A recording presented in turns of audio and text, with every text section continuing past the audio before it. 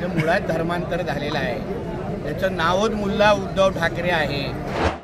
तुम्ही आमच्या हिंदुत्वादी सरकारचं नाव खराब करतात। मी काय सगळ्याच अधिकाऱ्यांना इथे इशारे देत बसत नाही आणि सगळा अन्याय हा फक्त हिंदू समाजावरच करायचा। जे नियम तुम्ही अन्य धर्मीय लोकांना लावतात ते नियम आमच्या हिंदू समाजाला पण लावा, एवढी सरळ सोपी मागणी आहे। एवढं सरळ सोपं आमचं म्हणणं आहे। ते तुम्ही अगर करत नसाल तर मुळामध्ये तुम्ही आमच्या हिंदुत्वादी सरकारचं नाव खराब करतात।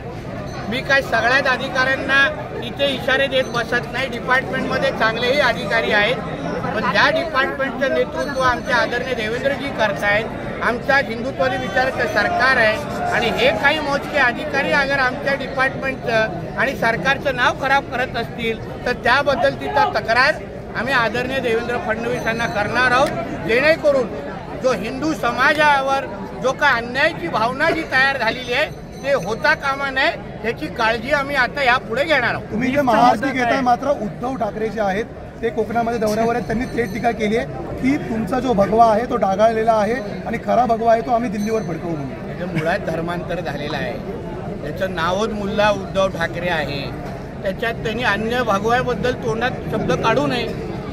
त्याच्यात रक्त पण हिरवं झालेलं आहे म्हणून तेवढं पर्यंत ठीक आहे। थेट आव्हान दिलेलं आहे की याबद्दल काय आहे का? दिल्लीवरून किती औरंगजेब आमचा झालेला मुद्दा काय? एक लक्षात घ्या, नागपाडा मध्ये जो नाग मंदिर आहे, नागोबा मंदिर आहे, तिथे एक तर हे लोक पूजा अर्चना वर्षभर करायला देत नाही। यांचं म्हणणं आहे तुम्ही एकच दिवस करा।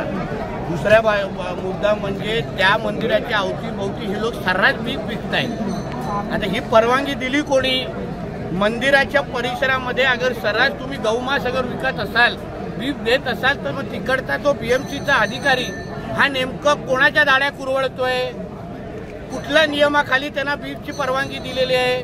उद्या अगर ते त्याच्यावर बोट ठेवून अगर कायदा आणि सुव्यवस्था खराब झाली मग कोण जबाबदार असणार? म्हणून हा विषय जो आमच्या नजरेसमोर आलाय तो मी बोलून दाखवलेला आहे। आता यापुढे संबंधित अधिकाऱ्यांवर काय कारवाई होतात हे पहा। आशीर्वादाने एवढे अधिकारी निवडलेले आहेत, हे आताच आम्हाला शोधायला लागेल ना की प्रशासनामधला औरंगजेब कोण? तर की कोण या अशा हिरव्या सापां वळवळण्या हिरव्या सापांना ताकद देत आहे? इथे तुम्ही सर्रास हिंदू समाजाचं साधं हे जे घंटानाद आरती झाली हे 20 दिवसापासून बंद आहे का कोणीतरी त्या मोहम्मद अली रोड किंवा नळ बाजारातून तक्रार केली म्हणून त्यांच्या बापाची मुंबई आहे?